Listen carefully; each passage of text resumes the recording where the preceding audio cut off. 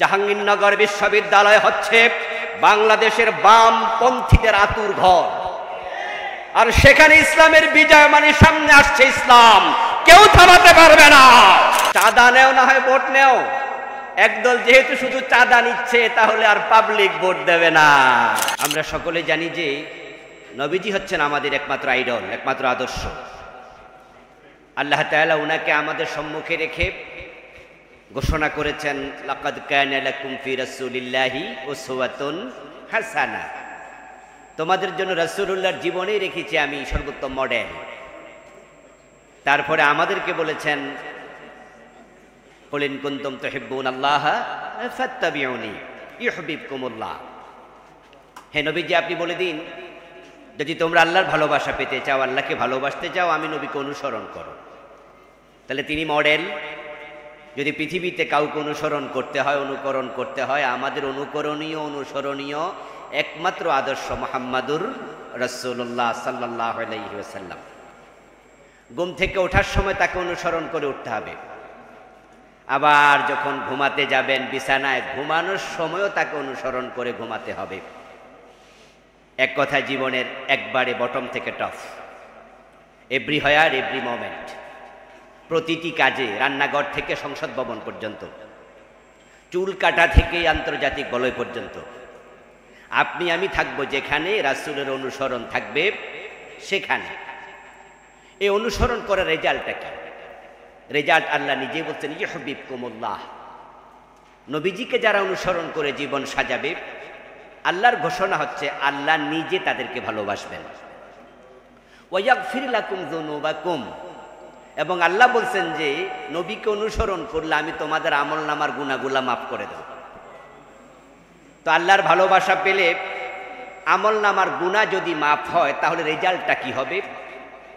Result নবীজি বলছেন, মান আহাব্বা সুন্নতি ফাকাদ আহাব্বানি ওয়া মান আহাব্বানি কানা মাই ফিল জান্নাহ। যারা আমার সুন্নাহকে ফলো করবে, সুন্নাহ মানে জীবন আদর্শ, জীবন চরিত, নবীজি লাইফ স্টাইল, উনি যেভাবে জীবন কাটিয়েছেন, যারা পুরাটা জীবন এভাবে কাটাবে, ফাকাদ আহাব্বানি, সে প্রমাণ করলো সে আমাকে ভালোবাসে। ওয়া মান আহাব্বানি কানা মাই ফিল জান্নাহ, আর যে আমি নবী মুহাম্মদকে অনুসরণ করে আমার ভালোবাসার প্রমাণ দেবে, সে জান্নাতে আমার সাথে ঢুকবে।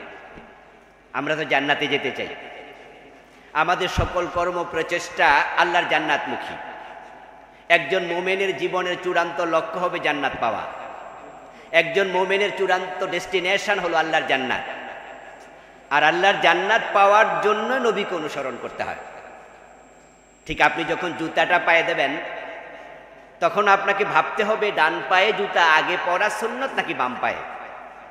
যখন আপনি পাজামাটা পরবেন, তখন পা ঢুকানোর আগে ভাবতে হবে ডান পা আগে ঢুকাবো না বাম পা। যখন থুতু ফেলবেন, তখন আপনাকে ভাবতে হবে নবীজি মুহাম্মদ ডান পাশে থুতু ফেলতেন না বাম পাশে। যখন আপনি মসজিদে ঢুকবেন, তখনও বাম পা আগে না ডান পায়ে। টয়লেটে যাওয়ার সময় ডান পা আগে না বাম পায়ে। ঠিক ঘুমাতে গেলেও ডান কাতে ঘুমাবেন না বাম কাতে। জীবনের ছোট্ট থেকে ছোট, ক্ষুদ্র থেকে অতি ক্ষুদ্র, বড় থেকে অতীব বড়, প্রতিটি কাজে নবীর সুন্নাহ আছে, আদর্শ আছে। এই হচ্ছে রাসূলের লাইফ স্টাইল, এই হচ্ছে সুন্নাহ। আপনি আদর্শ পিতা, আদর্শ সন্তান, আদর্শ চাকরিজীবী, আদর্শ ব্যবসায়ী, আদর্শ রাজনীতিবিদ, এই আদর্শ শব্দ যোগ করে জীবনের প্রতিটি ক্ষেত্রে নিজেকে যদি সাজাতে চান, তাহলে সবার জন্য সকল ক্ষেত্রে মূল আদর্শ মুহাম্মাদুর রাসূলুল্লাহ সাল্লাল্লাহু আলাইহি ওয়াসাল্লাম। উনাকে সামনে রাখলেই আপনি হবেন উত্তম স্বামী। নবীজি বলেছেন, খায়রুকুম খায়রুকুম লিআহলিহি ওয়া আনা খায়রুকুম লিআহলি। তোমাদের মাঝে সেই হচ্ছে সর্বশ্রেষ্ঠ স্বামী, যে তার স্ত্রীদের কাছে সেরা। আর আমি নবী মুহাম্মদ ঘোষণা করছি, আমি আমার স্ত্রীদের কাছে শ্রেষ্ঠতম স্বামী। নবীজি স্বামী হিসাবে আমাদের জন্য আদর্শ, আদর্শ সমরনায়ক, আদর্শ তিনি রাষ্ট্রনায়ক। তাকে আল্লাহ সামনে রেখেছেন সবার জন্য। এখন আলহামদুলিল্লাহ, আজকের এই প্রোগ্রামে আমরা যারা আছি, আমরা ইসলামকে সকলে ভালোবাসি, তাই আমরা এখানে এসেছি।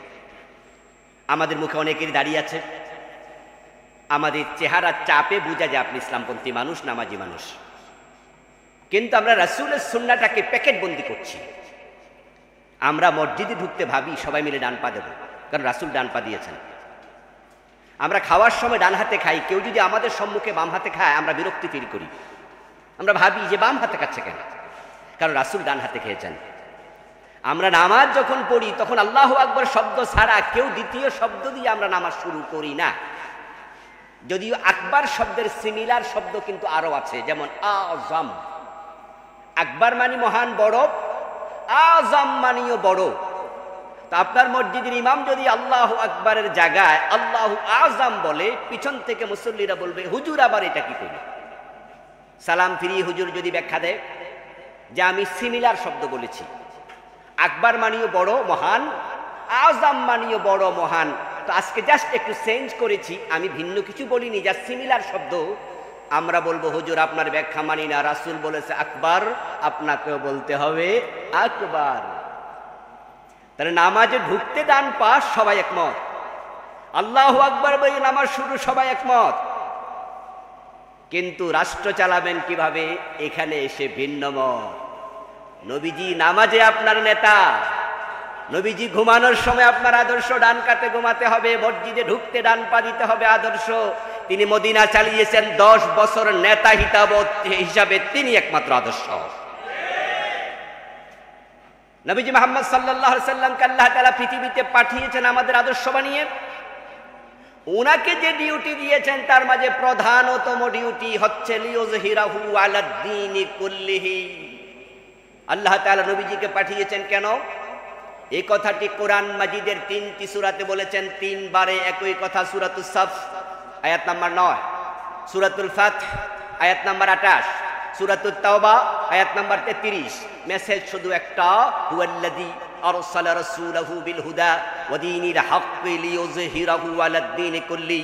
তিনি আল্লাহ, যিনি তার রাসূলকে পৃথিবীতে প্রেরণ করেছেন কোরআন দিয়ে, দ্বীনে হক দিয়ে। উদ্দেশ্য হচ্ছে জমিনে ইসলামের বিজয় করা। নবীর জীবনের লক্ষ্য ইসলামের বিজয়। তিনি বিজয় করেছিলেন, মদিনা 10 বছর শাসন করেছিলেন। আমাদেরও জীবনের লক্ষ্য হবে দ্বীনের বিজয়। এজন্য থামা যাবে না ততদিন পর্যন্ত যতদিন না বাংলার জমিনে কোরআনের বিজয় হয়। বিজয়ের সম্ভাবনা দেখা দিয়েছে। ডাকসু থেকে আমরা কিছুটা অনুমান করছি, আমরা একটু মার্চ করলে আগামীর সংসদ কোরআনের সংসদ হবে ইনশাআল্লাহ। ইসলামী শক্তি বাংলাদেশে আগে 4 নম্বরে ছিল। নাম্বার 1 আওয়ামী লীগ অথবা বিএনপি, নাম্বার 2 1 2 তারা, নাম্বার 3 জাতীয় পার্টি, নাম্বার 4 ইসলাম ওয়ালারা। কিন্তু এবার 5ই আগস্টের বিপ্লবের পর আওয়ামী লীগ এমনিতে এলিমিনেশন হয়ে গেছে। এখন নাম নেয়ার মতো লোক বাংলাদেশে আর নাই। আর তাদের দোস্ত হিসেবে জাতীয় পার্টিও এলিমিনেশন। তাহলে এখন ইসলামী শক্তি এসে গেছে আলটিমেট দ্বিতীয় জায়গায়। ইনশাআল্লাহ ডাকসু বলছে দ্বিতীয় না, মাথা তুলে দাঁড়াও, ইসলামী হবে বাংলাদেশের 1 নম্বর শক্তি। আর ডাকসুর রেজাল্ট পেয়ে গেছেন ইতিমধ্যে, আলহামদুলিল্লাহ। সেখানে ইসলামী শক্তির উত্থান হয়েছে। জাহাঙ্গীরনগর বিশ্ববিদ্যালয় হচ্ছে বাংলাদেশের বামপন্থীদের আতুর ঘর। আর সেখানে ইসলামের বিজয় মানে সামনে আসছে ইসলাম, কেউ থামাতে পারবে না। দুটার একটা নেও, চাঁদা নেও না হয় ভোট নেও, চাঁদা নেও না হয় ভোট নেও। একদল যেহেতু শুধু চাঁদা নিচ্ছে তাহলে আর পাবলিক ভোট দেবে না। আর আমরা যারা চাঁদা নেই না, চাঁদাবাজি পছন্দ করি না, ভোট তো আমরাই পাবো ইনশাআল্লাহ। নাসরুম মিনাল্লাহ ওয়া ফাতহুন কারীম। আসসালামু আলাইকুম ওয়া রাহমাতুল্লাহ।